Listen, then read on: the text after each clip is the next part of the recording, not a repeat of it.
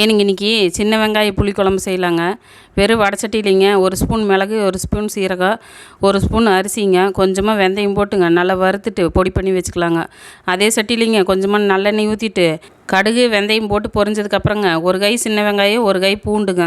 வெங்காயம் பூண்டு வணங்கினதுக்கப்புறங்க கொஞ்சமாக கருவேப்பிலை தழை போட்டு நல்லா வணக்கி விட்டுங்க. ஒரு 2 தக்காளி பழத்தை மிக்சியில் போட்டு ஒரு ஓட்டி எடுத்துகிட்டு வந்துட்டுங்க அதையும் ஊற்றிடுங்க. நல்லா பச்சை வாசம் போக நல்லா வணங்கினதுக்கப்புறங்க கொஞ்சமாக மஞ்சத்தூள், கொஞ்சம் மிளகாத்தூள், மல்லித்தூள், குழம்பு மிளகாத்தூள் கொஞ்சம் போட்டுங்க நல்லா வணக்கிட்டு புளி கொஞ்சமாக கரைச்சி உள்ளே ஊற்றிடுங்க.